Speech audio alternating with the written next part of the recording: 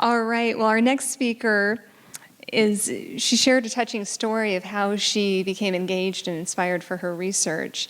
She was a winter camp counselor, and as such, there was a student, one of the students that was elementary age, was wheelchair bound. And the only way the student could play tag was by her caretaking and by her assistance. And that touched her so greatly that she thought, this is really where I want to establish my research. So we are pleased to have Illeana Hurtado from the Department of Kinesiology. Her thesis title is Comparing the Influence of Visual Feedback on Gait Outcomes in People Post-Stroke. Chair is Tai-Yu Jung. Illeana?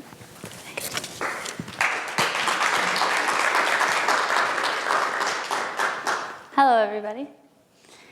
Today, I'm going to tell all of you about one of my favorite clients. Now, I think he's kind of a character. I've been working with him on and off for the past 3 years. I can tell you lots of things about him. He's an avid hockey fan, loves playing video games, excuse me. He enjoys spending time with his son, and he also enjoys doing spontaneous things for his wife every once in a while.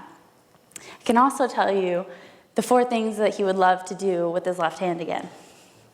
The first one is to make this shape with his hand, put it to his forehead, and call somebody a loser. The second one is that he would love to give his son a thumbs up after doing anything great. And the third is that he would love to be able to pick his nose again with his left hand, because we all know that's a necessity. And finally, he would thoroughly enjoy the ability to flip somebody off. Now, I'm obviously not going to demonstrate that. His name is John, and as you can see, we work on his hand as well as his gait, or his walking pattern. This is because a few years ago, John survived a stroke. Now, in the time that it's taken me to tell you about this man, 4 people in the United States have experienced a stroke. Stroke is the leading cause of long-term disability in the United States. And most of the time after someone has experienced a stroke, they have immediate effects. And some people have more long-lasting permanent effects. Some people lose the ability to walk. Not everybody, and those are the people that I plan to work with. For these people who've had a stroke and find it challenging to walk again, something that you and I take for granted, just walking around to and from your car with someone on a walk, I would love to work with these individuals, and I would love to work on improving their walking pattern. This has been done before with this population, but no one's done it quite the way that I want to do it, with real-time visual feedback. And before I get into all the technicalities and all that fun scientific stuff, let's go ahead and go through what a stroke is exactly. Most of you have heard of a stroke. Most of you know that it happens in the brain. A stroke is defined as a bleed or a block, a disruption of blood flow in the brain. So in order to describe this a little easier for you guys, I want you to imagine the freeway on a Sunday morning, bright and early, no traffic, clear. All the cars and passengers can get exactly where they need to go. All the roadways and freeways are intact. This is what your brain is like when it's working properly. Oxygen, nutrients can get exactly where it needs to get. All the blood vessels are intact and in working order. Now go ahead and imagine for me the 405 at 5 p.m. on possibly Friday.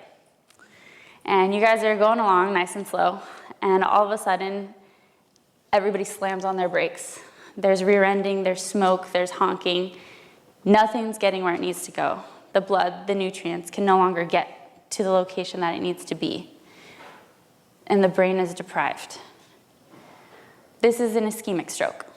The second type is more like if you have all these cars on the freeway, but they're driving by, they're flying 100 miles an hour.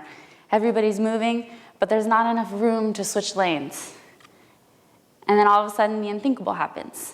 The freeway beneath you just breaks down. It disintegrates. It falls away.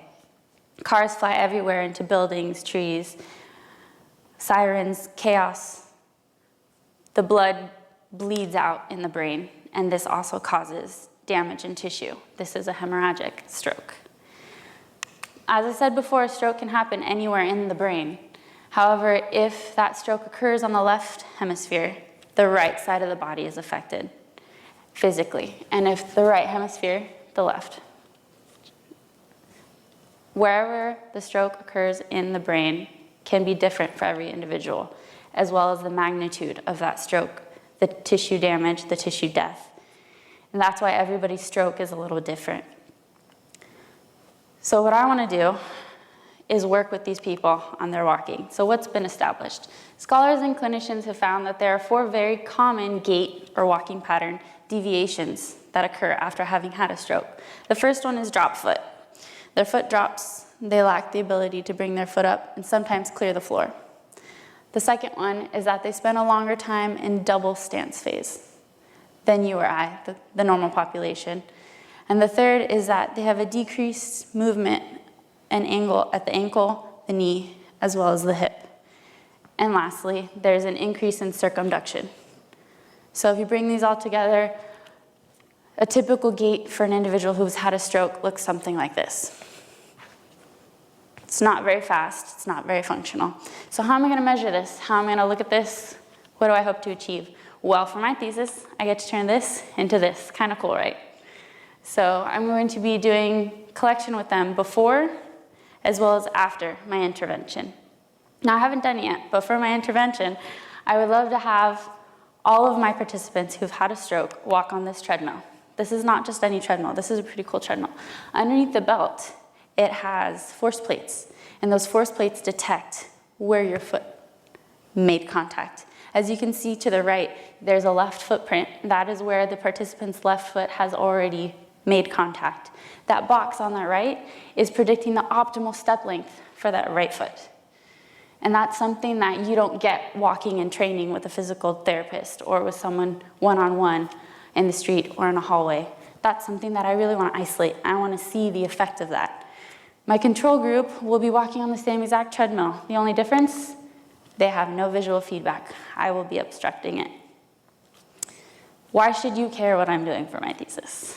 Well, I can't tell you why you should care, but I can tell you why I care. I care because I've worked with individuals who've had a stroke, and I know that for a lot of them, they miss going on walks with their loved ones. They miss enjoying the park or walking with their grandchildren. And I really hope to contribute some concrete proof to the scientific as well as the general community. I want to be able to say, this helps, we should do this more. And I would love for them to regain a little bit of their independence back. Now, John, that we talked about earlier, has recently gained a little bit of his independence back. He recently got his license back. And he's working on that thumbs up for his son. Thank you.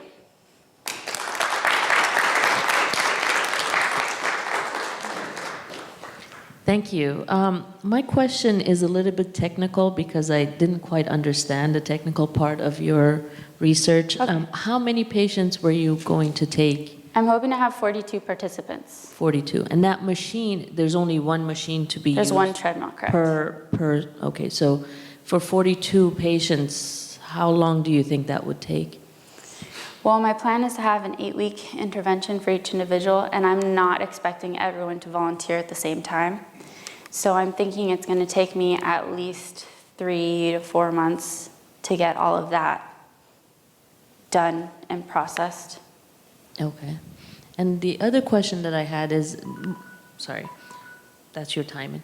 Yeah, I'm on Were you thinking about, does it matter, I guess this is another question about people with stroke, morning or afternoon or later during the day? Would the timing of the day matter as far as their movement? Some articles that I've looked at say that it matters, so what I would like to do, just to keep it as unconfounding as possible, is to keep the same time for each person. So if they choose to come in the morning, it's always the morning.